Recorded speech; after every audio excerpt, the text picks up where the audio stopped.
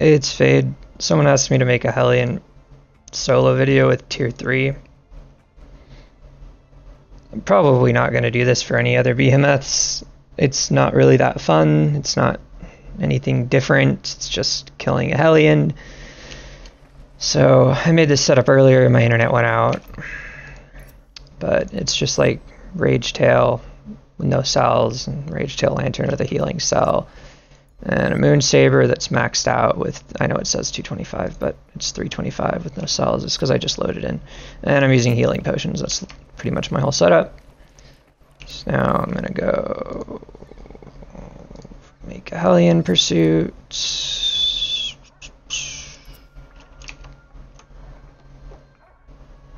No, yes, sorry, I'm sort of just doing things all at once right now. I was in the middle of something when I saw that comment and just sort of, yeah, the internet went out and put a hold on everything that I was in the middle of, which I'm just basically doing a new mod list for Skyrim with like a different texture pack. It's like an oil painting type thing. It's weird. Anyways, you guys don't care about that. Ironically enough, it makes it look like Dauntless. But Skyrim's textures are so like inconsistent with different texture packs that you download, or like even the basic texture packs. Not everything even gets converted to 2K. So I actually like this art style, and there was a mod pack that had something similar, so why not use it? I'm probably going to be talking this entire time, by the way, and I apologize for that, but I cannot focus on stuff if I'm bored. I have really severe ADHD, and this is boring. That's why I don't like doing solos to begin with. I mean, if I'm doing a tutorial or something, it's not as boring. I'm able to focus on it, and that more often than not ends up in me accidentally killing the subject of that tutorial a few times. But I just don't solo things to solo them because it's just not fun.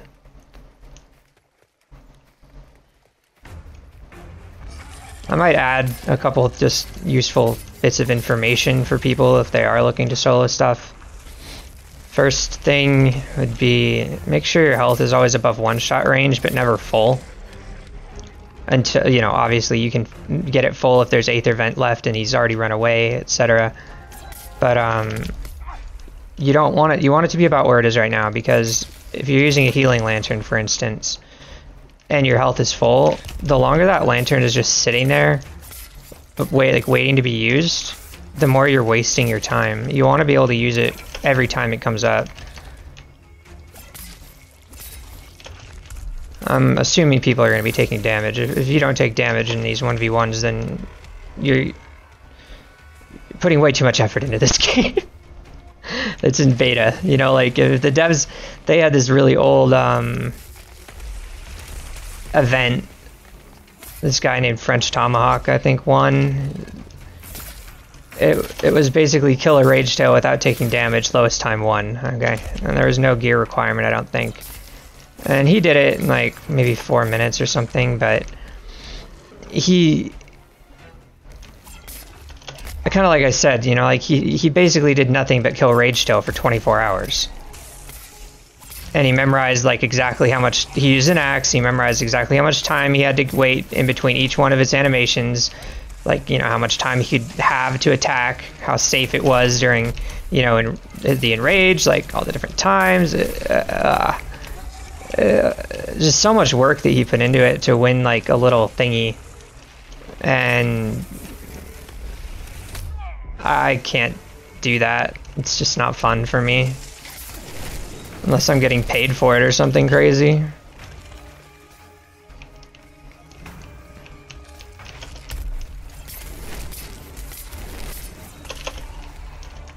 When you're soloing a Hellion, the only reason you need those is for the flame immunity. They aren't going to increase your TTK and T3 gear for the most part. It might be a minute or two better, but truthfully speaking, you don't get more than like an extra hit, like 1 in 20 hits extra, because Normally you get 3 lefts or like 2 rights with a sword, but this gives you like 3 lefts and sometimes 3 rights, or sometimes 4 lefts, but the 4th left is actually 2 hits, so it takes a lot longer. And this health level is still fine. Unless he's enraged, it's not going to one-shot me, and if he is enraged, I have the Aether Pool. It's pretty comfortable right here. And again, as long as my lantern keeps coming up like this, I just keep using it, and my health will keep going up and then go down. Whatever. This is not a very comfortable position to be in, but I can get some free damage off before I heal.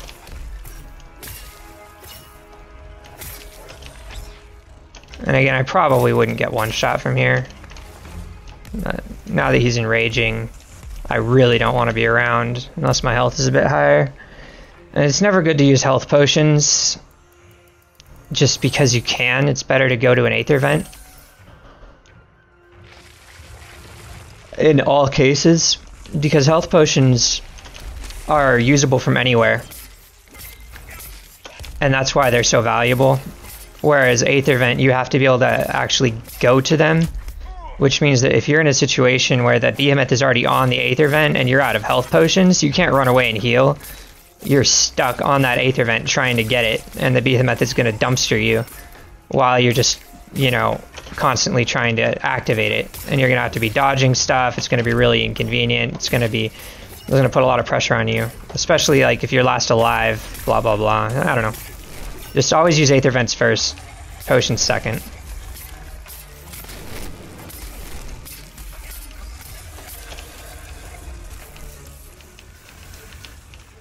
That was a lot of golden apples. Oops.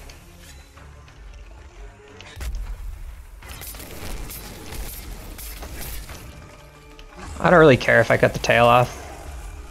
Like, I've done this fight a million times, so it's not really going to matter to me. Some of his tail attacks, they only hit you for the most part on the second hit, but you should still not let the first one hit you because there's a percentage chance that it might. That's what I thought you were going to do. That shouldn't have happened, but because he's in Aether mode, he used a stomp. What I mean by shouldn't have happened is stomps are not high enough range to hit you when you're that far away, and because Aether mode adds the lava pools to his stomp, he used it because he thought it would be a good idea. But the lava pools don't target you, they're just random, which means that basically it was a waste of an attack for the behemoth. It's like a problem with the coding probably. Because attacks always have to have a target. The behemoths don't just attack when you're not around. So what they did was they included the player as a target for that stomp, but they gave the stomp the range of the lava pool instead of the stomp's range. So theoretically, that skill is meant to stomp someone near him and potentially set people farther away on fire. But because... I might die here. But because... oh no, he messed up. It uses the lava pool's range. It just wastes it. There's a lot of weird stuff like that that they have to fix at some point. Like the Shroud clones having like break parts has been an issue on and off throughout the history of the game.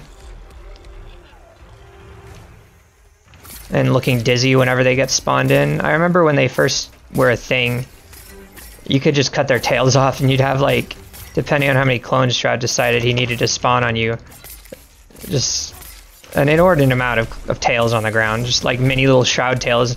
And they used to like move and stuff sometimes even after they were cut off, so you'd have these little black worms all over the ground. It was hilarious.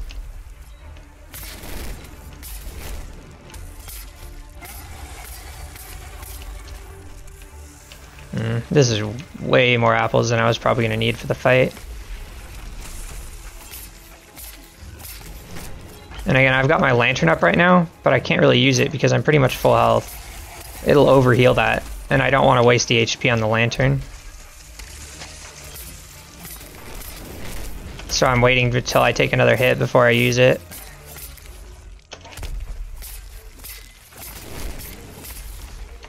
man.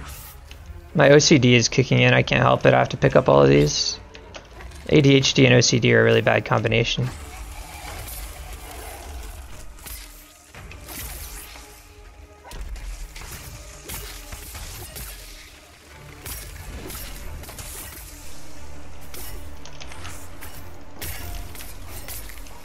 Every time a behemoth uses an attack, some of them are in fixed patterns, but a lot of times it's just like he uses the little kick animation. That's his most likely attack, right? Like, whenever you're under him, like behind a leg, he's probably gonna try to kick you. There we go. But each time he does it, I'm pretty sure it gets less and less likely that it'll happen again, right?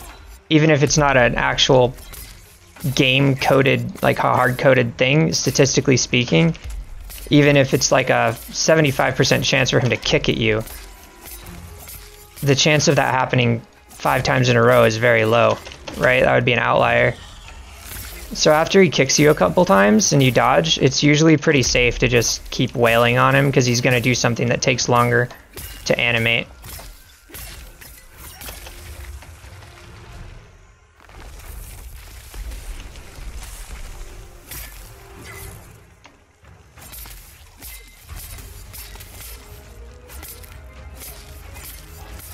And here I can use my health right away, which is great. So yeah, he kicked me there. He's probably... Kicking twice does happen, but kicking 3 times is really uncommon.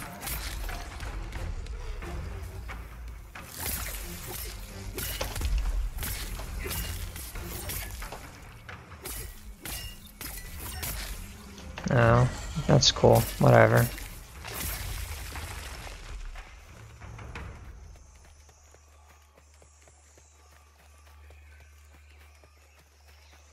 Is there any duskweed? No. I sometimes use things like duskweed, but it's not that common. I mostly just have them in case I'm doing like a Shroud Hellion duo or an Infestation duo with new players, and I'm actually worried that that amount of HP might sort of matter. Oh, sorry. But I pick them up when I find them. I don't use revives at all because I'm lazy. I don't like finding materials. Duskweeds are just really easy to see because they're pink. Which, funny story, or theory, whatever. Probably don't care, but basically,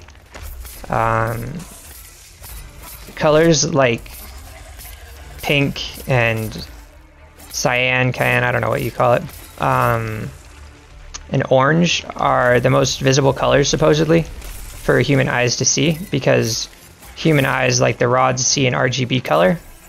And those 3 colors are mixtures of RGB colors. So if you're like doing something, whatever, and it requires you to see, like, if you're choosing a color for something, like let's say crosshair in an FPS game, because I'm an FPS player, that's pretty much where all my knowledge from this comes from. Not for Dauntless, but like for like this color stuff. You want your crosshair to be one of those colors, and you want it to be the color that's the least likely to appear. It's like the furthest on the spectrum from like the normal colors in the game. So for instance, in like Counter-Strike, the best crosshair color in the game is actually pink, like a magenta-ish pink, because it's a mixture of red and blue, and it needs to be bright. It can't just be like a dark purple, even though, like, well, not dark, but it can't just be purple. Even though that's the pure red and blue color, it has to be brighter to be visible.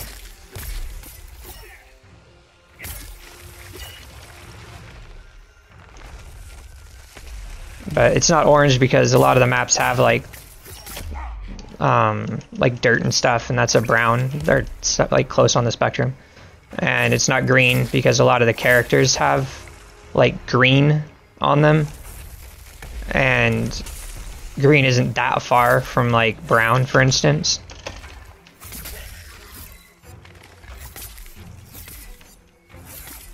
But it actually, like, our eyes get tired of seeing the same color over and over again, but that's basically bypassed by using colors that contain multiple of the, or like contain specifically 2 of the RGB, and the more equal that is, the easier it is for us to stare at it for an extended period. That's why, like, if you're playing an FPS game for a really long time and you have like a blue crosshair or a red crosshair or a green crosshair, you're actually gonna get like progressively worse as you play, because your eyes aren't actually gonna be paying attention to the crosshair properly. Whereas if you use like a pink crosshair or a cyan crosshair or an orange crosshair, your eyes won't get tired and they can watch it for just about as long as you need them to. It's kind of funny how much of a difference it makes.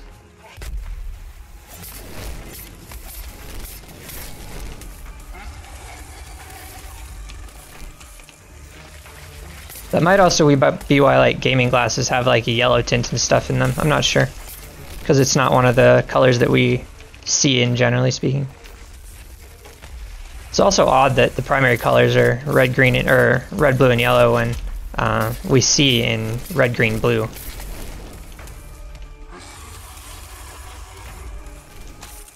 I mean, like, quote, scientifically speaking, they are red, blue, yellow. Those are the primary colors. It's not just somebody arbitrarily decided that, but we don't see in them. It's interesting. Like, for the human eye, yellow is actually comprised of blue and green, I believe, or like a mixture of like red and green. I don't remember. Something like that. I think it's like red and green, like bright red and bright green.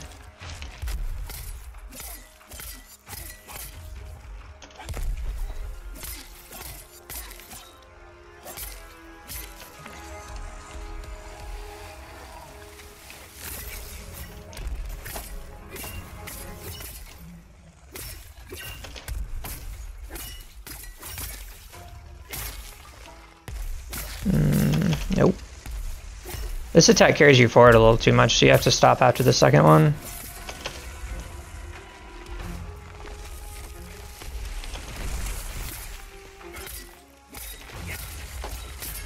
He's pretty low, I think. I don't know. Oh, that hurt.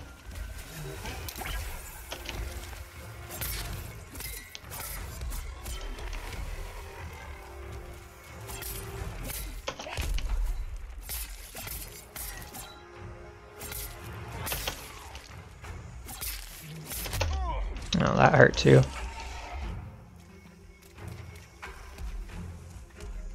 That limping doesn't actually change the fight mechanic in any way that I know. It's just there to...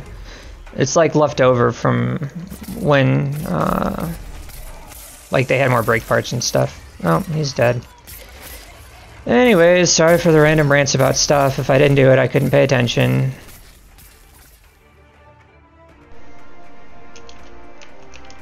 Yay.